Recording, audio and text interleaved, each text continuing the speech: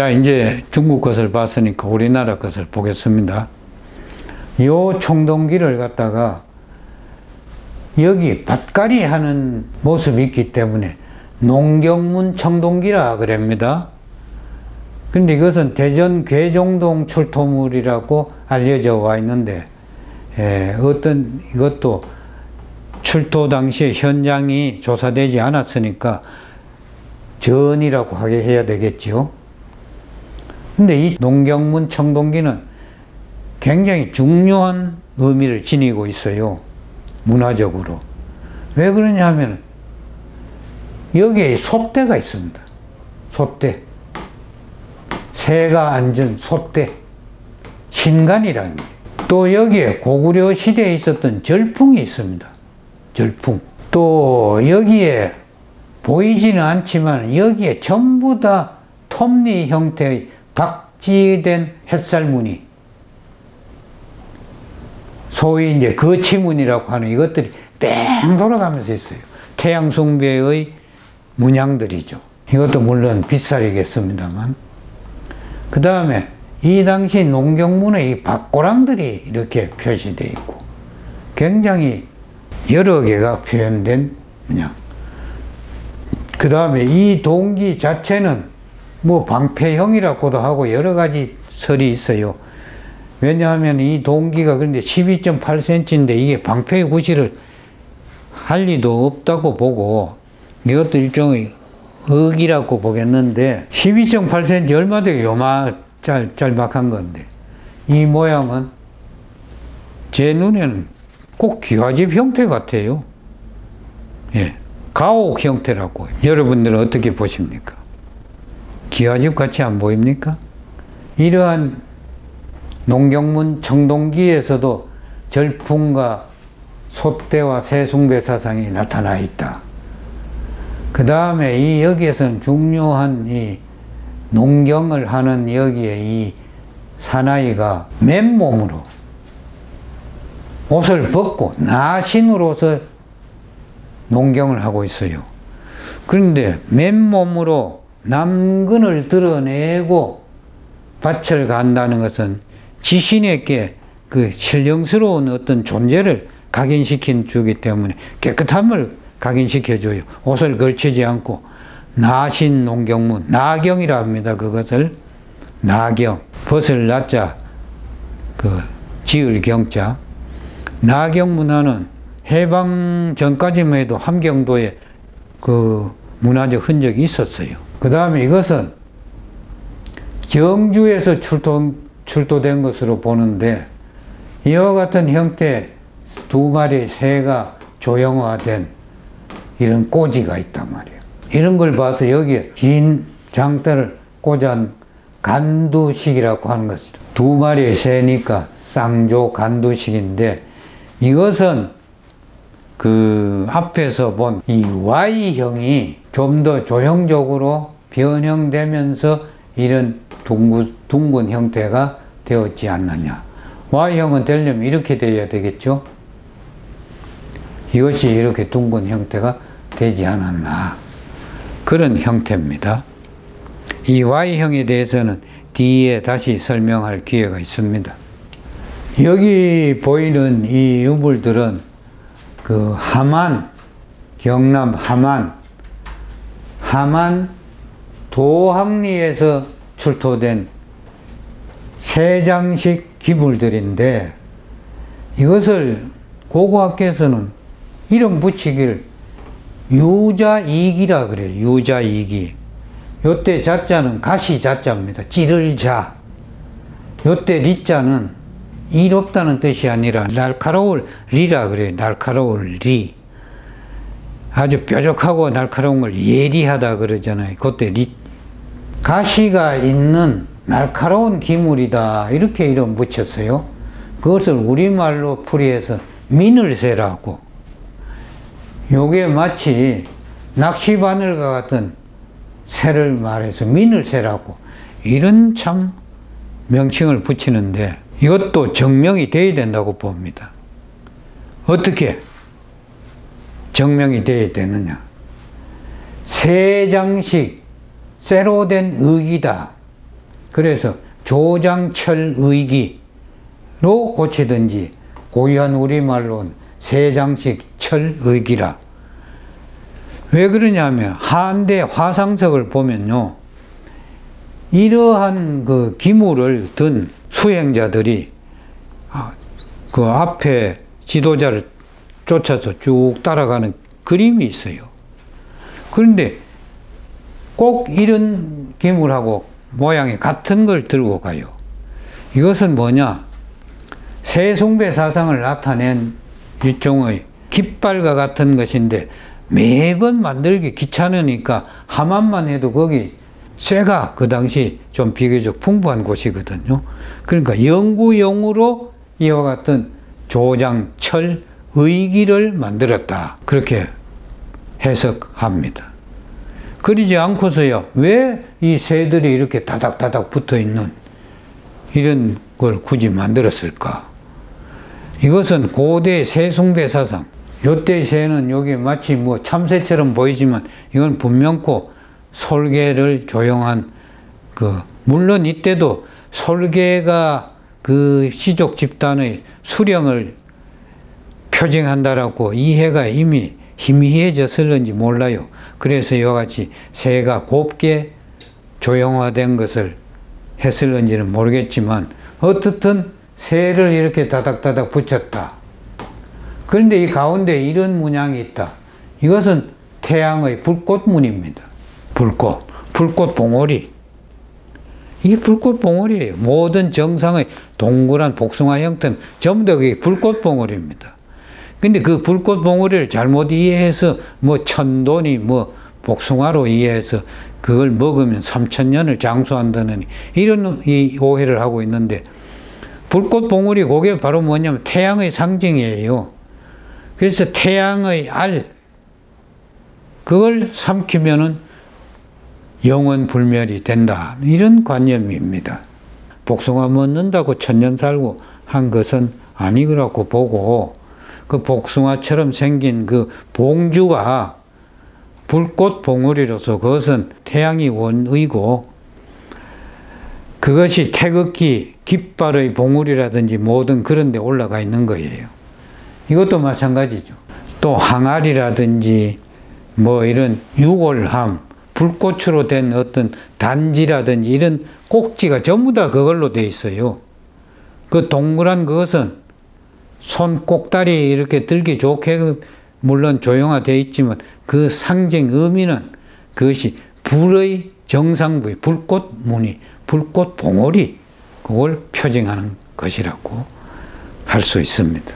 그래서 이거 미늘새 또는 유자리기, 이건 온당치 못한 이름이 되고, 이 새가 영혼의 전달자 이기도 하지만 태양의 어떤 그 이미지 이런 것도 나타낸다, 이렇게 볼 수 있어요. 백제 그 익산 입정리는 익산 부근에 있는 마을인데, 거기서 출토된 관 부속구입니다.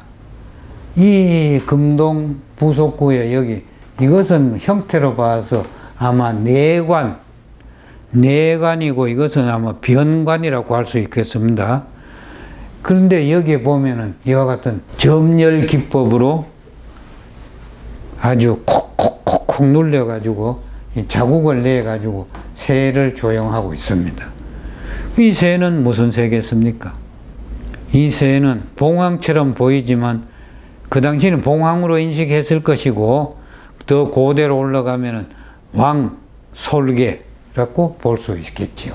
그런데 매우 요 눈동자가 상징적으로, 제가 이 유물을 실제로 보지 않아서 요게 무슨 이렇게 벗겨진, 이게 이제 금동이니까 여기 이제 금리로 아말 기법으로 이렇게 광맥을 입힌 거거든요. 도금한 거란 말이에요. 이 도금한 게 벗겨진 게 이런 것인데, 이는 벗겨진 부위인지 아니면은 무슨 다른 뭐 이물 눈동자를 거기다 박았는지, 벗겨졌다면은 요 눈동자로서 아주 절묘하게 거기에 표지가 돼서 아주 재밌다, 이런 얘기를 합니다. 그 다음에 이것은 앞에 것보다도 아주 상대의 것이, 이건 폐총에서 나온 것이기 때문에 고성의 동해동 폐총에서 1995년도에 나왔는데 진주박물관에 소장되어 있습니다. 크기는 8.9, 약 9cm인데 얼마나 조그만하잖아요. 9cm 정도 요건데 크게 해서 이렇게 합니다. 왜냐하면 이 안에 작은 그 9cm의 크기 안에 너무나 정묘한 점열법으로서 조형들이 꽉 차 있기 때문이에요. 이 조형들을 보세요. 첫째는 새의 조형을 볼 수가 있습니다. 이 새 두 마리의 새가 마주보고 있죠. 예. 그리고 여기에도 보면 전부 다 새가 촘촘히 이렇게 새가 나열되어 있어요. 새들이. 그 다음에 이와 같은 태양문이, 이걸 뭐 동심원이라고도 합디다만 동심원이 옳은지 태양문이 옳은지, 이건 태양문이죠. 태양문이 이와 같이 표현되어 있고, 이 부위도 뭐 장식이 있었을 텐데 사가서 사라졌죠. 이 부위도 전부 다 이런 양식이 있었을 텐데 떨어져 나가고 말았습니다. 이와 같이 매우 정교한, 여기도 태양문이 있고 여기도 태양문이 있고, 여기에는 이것을 깨끗하게 찍은 사진을 보면 여기에 전부 다 이제 이른바 거치문이라고 하는 톱니와 같은 태양의 광망을 상징한 무늬가 이렇게 표시가 되어 있습니다. 그래서 이 기물이 무엇인지는 모르지만 예기이다. 무당이 들고 구설하거나 이럴 때 들고 치는 예기이다. 무구일 것이다. 그래서 이러한 태양의 신의와 조문, 새의 문양을 한 이런 청동기가 됐다. 이렇게 말씀드리는데, 이것도 뭐 폐총에서 나온 거니까 따지면은 청동기로 된 것이니까 청동기 시대입니다만 상당히 청동기 시대도 앞선 청동기 시대임을 알 수가 있습니다. 이와 같은 유물들이 우리 고대 신석기 시대, 청동기 시대 새의 유물들로서 방대한 양이 남아있다. 이런 말씀을 드려요. 특히 신석기 시대 토기로 만든 오리라든지 새의 유물들이 얼마나 많습니까? 그런 것은 우리 민족이 일찍부터 조류 숭배 사상을 가졌다. 그 조류 숭배 사상은 단순히 새 숭배 사상이 아니라 태양 숭배 사상으로 연결된다. 조류 숭배 사상에서도 솔개 숭배 사상, 지도자를 숭앙하는 이러한 고대 사조가 유물에 많이 남아있다. 이런 말씀을 드립니다. 그 다음에 또 이 새숭배 사상의 중요 유물들을 여기에 여러 점을 모아봤습니다. 자, 그러면 여기서 보이는 유물들의 공통점은 무엇이 있습니까? 첫째는 새가 있죠. 둘째가 중요합니다. 둘째는 상상이 미치면 대단히 우리 고대 문화에 대한 이해가 빠르다고 말씀드릴 수 있어요. 둘째는 뭐냐면 불입니다. 불. 여기에 있는 유물들은 전부 다 불과 관계되는 유물들이에요. 이것은 경주 서봉총에서 출토된 청동 초두라 그럽니다. 초두. 이것은 동아대 박물관에 있는 양산 금조총에서 출토된 청동 초두고, 일종의 초두라는 것은 냄비 형태를 말하는 거예요. 그 다음에 이것은 기러기 모양의 압형 사만시대, 가야시대로 봅니다. 톡이고. 그런데 이런 톡이는 아주 중요한 특징이 있어요. 이 기러기 톡이 많이 보잖아요. 근데 기러기는 첫째 벼슬이 없어요. 실물은. 실물 기러기는 벼슬이 없는데 이 기러기 토기에는 벼슬을 굉장히 과장해서 이렇게 크게 만들었습니다. 벼이라고 하는 것은 빛이란 말의 변형이며 나중에 관직명을 가리키는 벼슬, 관, 이것으로서 이제 옮겨지기도 했지만 이 벼슬이라고 하는 건 닭벼슬처럼 태양을 상징합니다. 원래는 벼슬이 없는 오리가 과장된 벼슬을 달고 있다. 이것도 일종의 그 신조 형태를 띈 오리다. 이렇게 얘기할 수 있습니다. 그러면 이 오리는 무슨 불과 관계되느냐? 이 오리의 기능, 성격에 대해서 뭐 여러 가지 설이 있을 수 있습니다만 저는 이거와 관련하고 또 새와 관계되는 불과 관계에서 이것 고대의 등장으로 봐요. 등장. 여기에 기름을 넣고 여기 심지를 꺼내서 등불을 밝힌 고대의 등장으로 봅니다. 그 외에 뭐 여기에 술을 마셔서 술잔으로 썼다. 그것을 설명하기에도 좀 이 기형이 특이하고 이 기형도 마찬가지입니다. 여기서 오리형 등구라 했는데 등구라 한 것은 제가 붙인 이름이고 고고학계에서는 이형톡이라 그래요. 모양이 형태가 이상한 별다른 별형 톡이다 이 말이죠. 그러니까 이렇게 된 토기들의 기능이 무엇인지를 설명할 수 없다는 말이죠. 근데 저는 이거 전부 다 등구로 봤어요. 이것도 그런 의미에서 등구로 봤고 이것은 새와 불의 어떤 그 연관이 있다. 불은 태양이다. 이런 관계 성립에서 이야기할 수 있습니다. 그 다음에 이 두 개는 뭐냐? 이건 전부 다 골호예요. 골호. 화장한 뼈를 담는 토기들이거든요. 그 화장이라는 것은 불 아닙니까? 그래서 이와 같은 새가 올라가 있다. 왜 이런 골호에 새가 올라가 있을까? 이것도 이 새들이 이 사자의 영혼을 하늘에 전달하기 위해서 올라가 있다.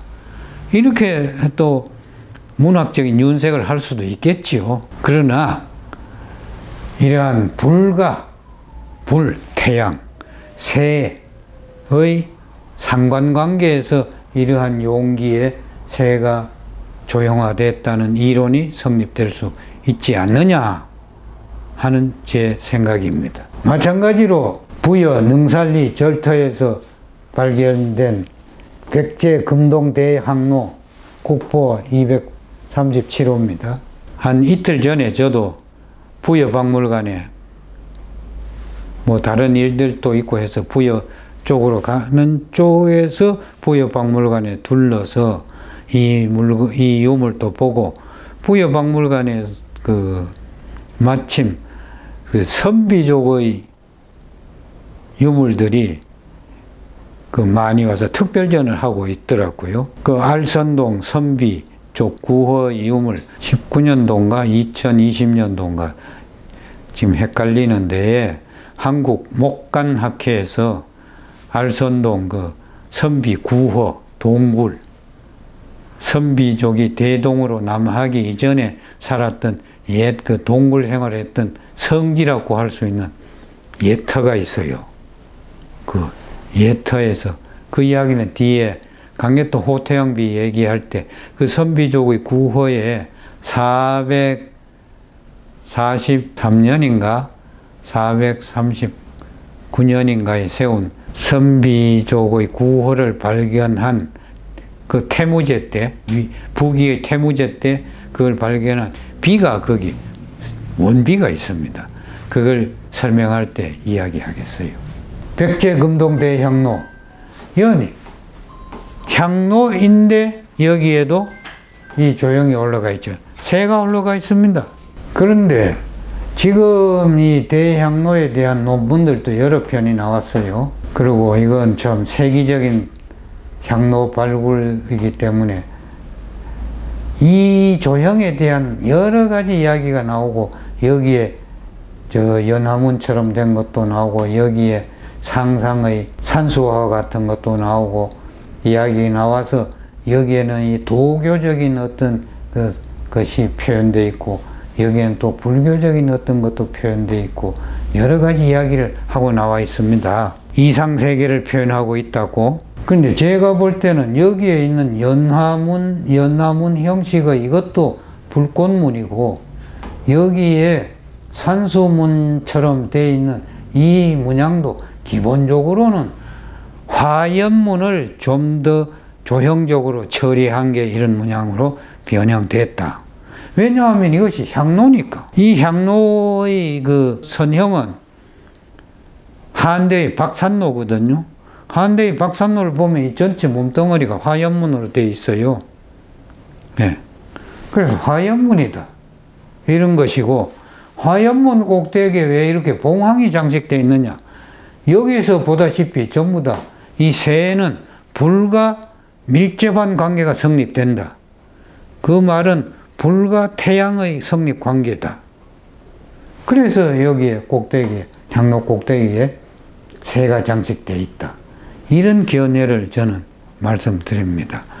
여기에 장식되어 있는 여러 가지 형태를 보고 도교적, 이상향, 뭐 이런 설명도 배제할 필요는 없고, 그거는 그대로 또 볼 수 있고, 그 원류, 이런 문양이 처리된 그 원류는 화연문과 태양문과 새의 관계 성립에서 나온 것이다. 이런 이야기를 말씀합니다. 그 다음에 이것은 보물 635호인데 서조형 독이라 그래. 서조. 이 새는 새인데 이게 봉황 같기도 하고 아주 묘한 새이기 때문에 상서로움을 나타내는 새다. 서조형 독이, 이건 토기가 아니라 독이라 그랬습니다. 근데 저는 이건 역시 이러한 토기와 함께 등구 형태가 아니냐. 이건 뭐 술이라고, 술잔이나 그거로 보기에는 조금 그렇고, 왜냐하면 여기에 꼬불꼬불한 거라든지 이게 전부 다 화연무늬를 나타낸, 활활 타오르는 화연무늬를 나타낸, 기설 그렇게 나타낸 것이지만 이런 것이라고 보죠. 그 다음에 경주 황남동에서 상감유리구슬이 발견됐어요. 이건 아주 작은 이 지름이 1.8cm, 2cm가 안 돼요. 여기에 이런 새의 것이 되어 있는데, 이런 새의 양식이라든지. 그 다음에 이게 중요한데, 이것은 부여 국남지 못터입니다. 못에 독 구착해서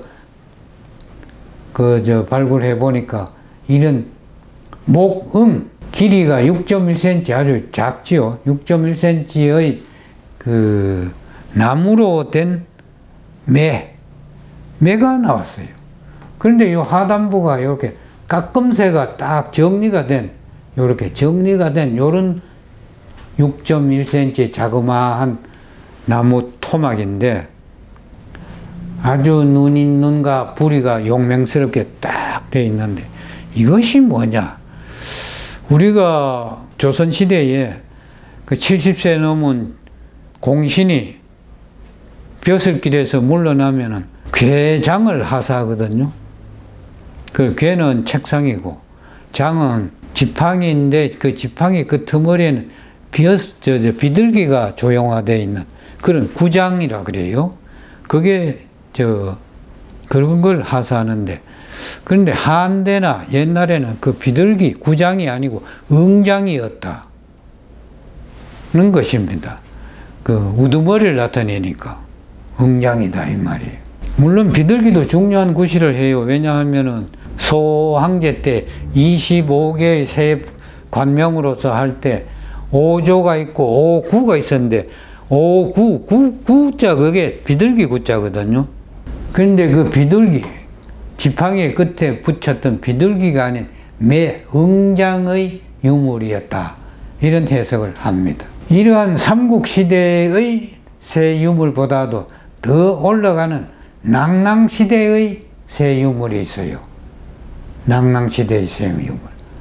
예, 이것은 좀 제법 큰데 나무의 옹심이 가지고 나무의 그 관솔 부분, 목심, 그 아주 여물죠. 단단하고 그 부분 가지고 새를 이렇게 조형한 것인데 마치 오리형 목안처럼 목안 시집 장가갈 때 목안이 있잖아요. 그런 것처럼 그러면은 그런 목안의 생활 풍습이 낭낭 때부터도 있었다. 이런 유물을 통해서 볼 때는 그런 가정도 할 수가 있죠. 아까 백제대향로를 보다 더 생생하게 마지막으로 한번 보여드립니다. 여기에 이제 봉황새가 있고, 그 다음 밑에 이러한 산수문의 형태들이 있는데, 이것을 여기 뭐 인물도 있고 뭐 골짜기마다 여러 가지 양식이 있어요. 그래서 도교적인 어떤 것으로 보는데 그 원료는 화연문이다. 그 다음에 여기에도 보면은 그 연꽃 잎사귀처럼 넓적넓적한 것들이 이렇게 돼 있는데 이것을 연화문으로 보죠. 근데 저는 이 연화문의 원료도 역시 화연문을 이와 같이 미적 조형을 한 것이다. 그 다음에 여기 밑에는 거대한 용리, 하여튼 이러한 조형을 하고 있는 것이 백제대향로의 조형 미감이다. 이러한 향로는 중국에도 없고 일본에도 없고, 저는 처음에 이 향로가 나왔을 때 백제의 금속 기술로서 과연 저 같은 조형을 한 향로 제작이 가능했을까 하는 의심을 가지고 초기에는 이것이 그 백제 기술이라기보다도 중국 양나라 기술을 빌린 백제 유물로 봤습니다. 이렇든 저렇든 백제 유물인 것은 확실한 것이죠. 기술을 가지고 백제가 기와도 만들고 뭐 벽돌도 만들고 하긴 했습니다만 이러한 금속 제조 기술도 들어오지 않았다고는 볼 수 없고, 양나라가 더 선진문화였으니까 그 영향을 받았겠죠. 건 안 받건 그것을 백제화해서 만들어냈다. 이게 새로운 문화의 창조 아닙니까? 찬란한 백제 문화라고 할 수 있겠습니다. 예, 오늘은 이 백제 향로를 끝으로 해서 강의를 마치겠습니다. 감사합니다.